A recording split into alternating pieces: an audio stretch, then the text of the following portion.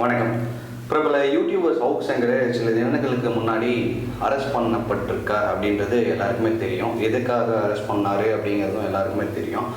ஆனால் இங்கே வந்து சில பேர் வந்து சவுக்கு சங்கருக்கு நான் வந்து சப்போர்ட் பண்ணுறேன் அப்படின்ற பேரில் என்ன மாதிரியான விஷயங்கள் பேசுகிறாங்கன்னா, இங்கே வந்து பத்திரிக்கை சுதந்திரம் வந்து கேள்விக்குறியாயிடுச்சு.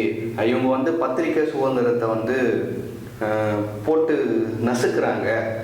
இங்கே வந்து நீதி எல்லாமே வந்து ஒரு ஒரு மாதிரி ஒரு நல்லாட்சியே இல்லை. இது ஒரு பயங்கரவாதம் அப்படிங்கிற மாதிரி, இது ஒரு அரசாங்க வன்முறை அப்படிங்கிற மாதிரி எதிர்கட்சி தலைவர் எடப்பாடி பழனிசாமியிலிருந்து வருங்கால முதல்வர் அண்ணன் சீமான் வரைக்கும் தொடர்ந்து இந்த விஷயங்களை இப்படி பேசிட்டும் சில சமூக ஊடகங்கள்ல இயங்கக்கூடிய சில முற்போக்காளர்கள் அப்படின்ற பேர்ல இந்த பார்ப்பனியத்துக்கு சொம்பு தூக்குற சில நபர்கள் மற்றும் பிஜேபியோட ப்ராக்சியாக இயங்கக்கூடிய சில நபர்கள் மற்றும் ஏடிஎம்கேவோட ப்ராக்சியாக இயங்கக்கூடிய சில நபர்கள் வந்து தொடர்ந்து இந்த மாதிரியான விஷயங்களை எழுதிட்டே இருக்காங்க. இல்லை, நான் தெரியாம தான் கேட்குறேன். சவுக்கு சங்கர்லாம் வந்து ஊடகவியலாளர்னா, அப்போ நான் நம்ம ஊரில் இருக்க எக்ஸாம்பிளுக்கு ஒரு பேரை கேட்குறேன். நக்கீரன் கோபால் யாரு?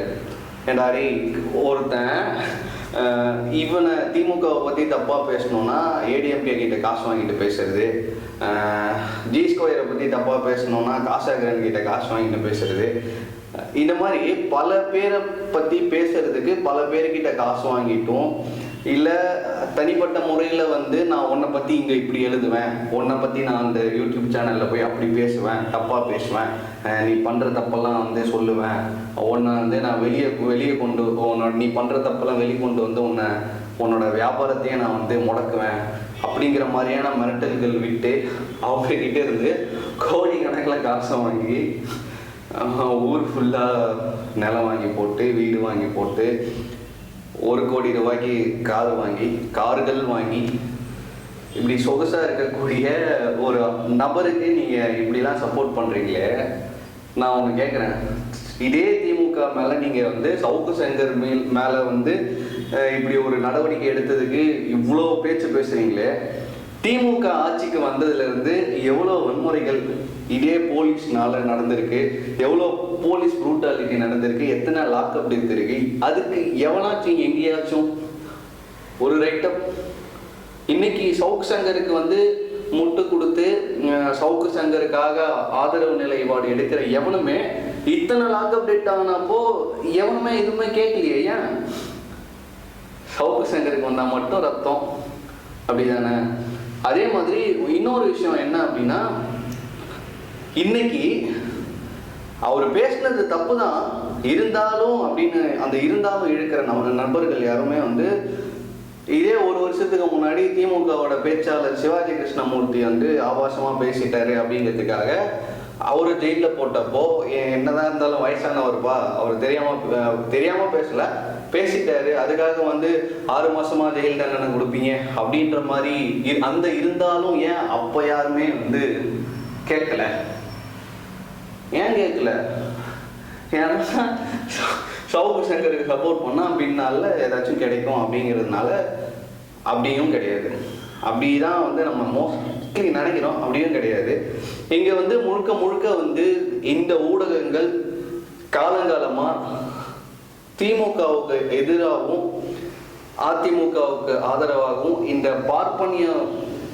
பார்ப்பனிய ஐடியாலஜிக்கு எப்பவுமே வந்து துணை போகிற வேலையை தான் வந்து பல வருடங்களாக வந்து இந்த ஊரில் ஊடகங்கள் அப்படி தான் இயங்கிட்டு இருக்கு. இந்த பார்ப்பனியத்துக்கு எதிராக இருக்கக்கூடிய ஒரே ஒரு கட்சி, ஒரு மிகவும் பிற்படுத்தப்பட்ட வகுப்புல இருந்து ஒரு தலைமையை கொண்டிருக்க ஒரு கட்சி அப்படிங்கிற ஒரு காழ்ப்புணர்ச்சியில தான் வந்து இத்தனை வருஷமா இவங்க எல்லாத்தையும் பண்ணிட்டு இருக்காங்க. இது என்னைக்கும் மாறப்போறதும் கிடையாது. ஸோ இது இந்த ஊரில் அப்படி தான் இருக்கும். நாம தான் வந்து பொழைச்சிக்கணும். அப்புறம் இன்னொரு விஷயம் வந்து நான் பேசணும்னு நினச்சேன்.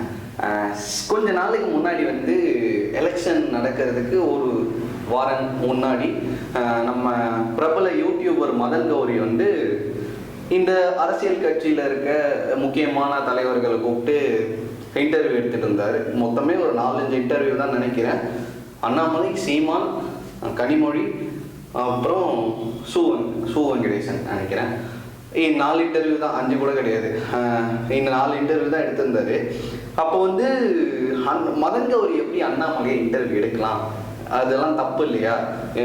இப்படி பண்ணுறானே, இப்படி பண்ணிட்டானே, நம்ம கூடவே இருந்து நம்ம கூடவே வளர்ந்துட்டு இப்படி ஒருத்தன் வந்து ஒரு எத்திக்ஸ் இல்லாமல் அண்ணாமலையை கூப்பிட்டு வச்சு கேள்வி வந்து ஒரு நல்ல நாக்க புழுங்கிக்கிற மாதிரி கேட்காம வந்து சொம்பு தூக்குற மாதிரியே கேள்வி கேட்டிருக்கானே, இங்கே எவ்வளோ பிரச்சனை நடக்குது அதை பற்றிலாம் எதுவுமே கேட்காம வெறும் அண்ணாமலையோட பர்சனல் வாழ்க்கையை கேட்டு பர்சனல் கொஸ்டின்ஸை கேட்டு அவனை க்ளோரிஃபை பண்ணுற மாதிரியே அந்த இன்டர்வியூ அமைஞ்சது.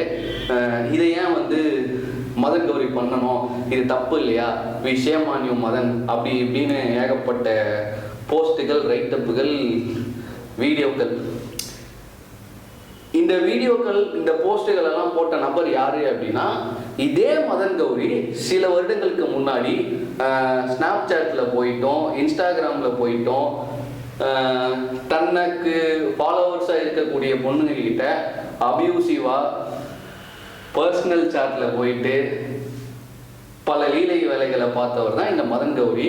அந்த பஞ்சாயத்து இருக்குல்ல, இப்படிலாம் பண்ணாரு அப்படின்ட்டு, அந்த பஞ்சாயத்து எல்லாமே இந்த ரைட்டப் இன்னைக்கு போட்டிருக்காங்க இல்லையா நண்பர்கள், இவங்க கிட்ட தான் போச்சு. அவங்க தான் வந்து அதை பேசி சுமூகமாக முடிச்சு வச்சாங்க. ஏன் அதை சுமூகமாக முடிச்சு வைக்கணும்?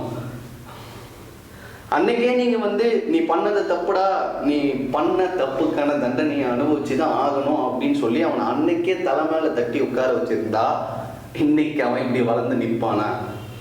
இப்படி ஒரு விஷயத்த அவன் பண்ணியிருப்பானா? கண்டிப்பாக பண்ணியிருக்க வாய்ப்பு இல்லை.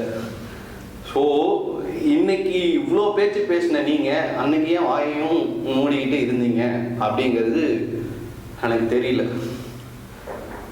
ஸோ நன்றி, வணக்கம்.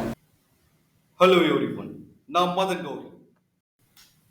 1000 தான் இருந்தாலும் அடுத்தவனோட ப்ரைவேசியை எடுத்துகிட்டு வந்து இப்படி பொது வெளியில போடுறியே அப்படின்னு சொல்லி எவனாச்சும் கேட்டீங்க அப்படின்னா, கன்சென்ட்டோட அண்ணாமலை இன்டர்வியூ எடுத்தப்போவே நீங்கள் மதன் கௌரியை வச்சு இந்த இது பண்ணீங்களே, இது கன்சென்ட் இல்லாமல் நடந்த விஷயம். அது கன்சென்ட்டோட அவன் என்ன கருமத்தை பண்ணியிருந்தாலும் அதை பொது வெளியில் எடுத்துகிட்டு வந்து பேச வேண்டிய அவசியம் எனக்கும் கிடையாது.